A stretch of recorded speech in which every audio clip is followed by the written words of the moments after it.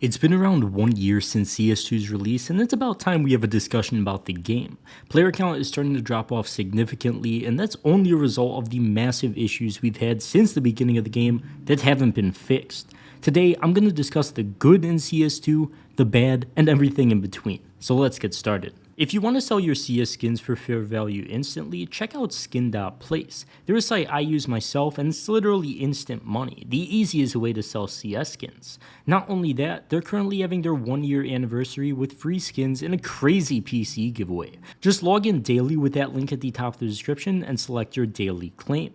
You could also earn more coins by completing easy missions like inviting friends or selling skins. Then get your prize at the SkinPlace shop, where there's tons of different options. Once again, use my code at the top of the description, cash out for PayPal, bank transfer, and crypto today, and get the actual value for your CS skins. CS2 in theory should be everything we hoped for. It's a game on a much more up-to-date engine compared to CSGO, which had not only an outdated engine, but shockingly ugly looking aspects of the game visually, which when looking back on it, you could see how bad stuff like smokes looked, but comparing it to CS2 now is night and day. But a much needed visual overhaul turned out to be one of the least important things in the game.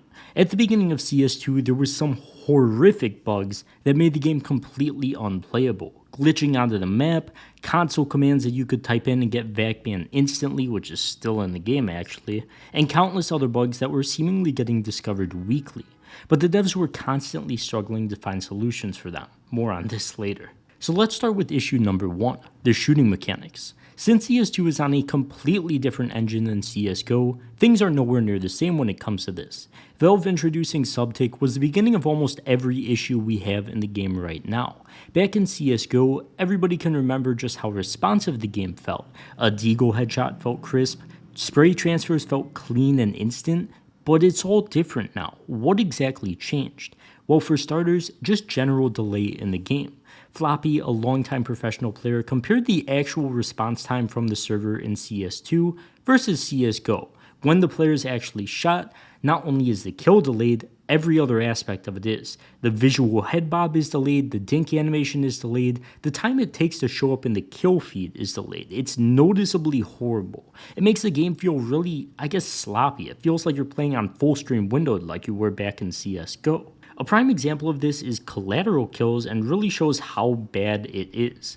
While two players can be near lined up when you actually fire the bullet, the actual time in which the dink animation shows up is not only later, but late enough for you to move your crosshair entirely off the person before the server actually recognizes what happens.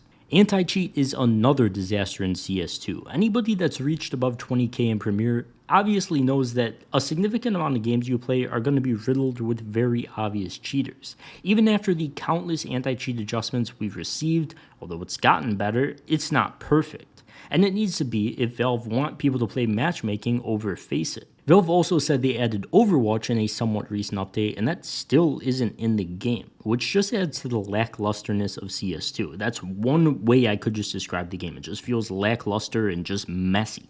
The devs have gone pretty much into hiding at this point, and nobody even knows what they're doing. There hasn't been a significant update in months. Now, ranking is another aspect that should definitely be talked about. Valve introduced different ranks for every map in the game, along with a completely separate Premier Mode ranking. For starters, this doesn't really make any sense. You're not going to be global on one map and silver on another. It's just going to cause general unbalanced matches, which aren't going to be fun for newer players. Now, you would think they would just use Premier Mode rating for these separate maps as well, so you could see where you are compared to other players in the world, and if you're the best player in the world on the map. At least that's how I would do it. But the good news is, this sort of area of just competitive matchmaking and not Premier Mode is a bit of a safe haven from cheaters, for the most part, as from my experience and from what I've heard, they just tend to stick to Premier Mode. So if you want to be able to actually play the game with friends, this is the best area to do it. It's kind of pointless grinding since your rank means nothing, but there won't be cheaters most of the time.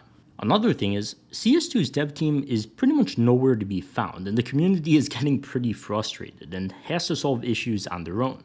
The jump bug that was in the game for almost a year only recently got solved because a random dude on Twitter was messing around and figured out what caused it, and after that got posted, the dev team was finally able to get it fixed.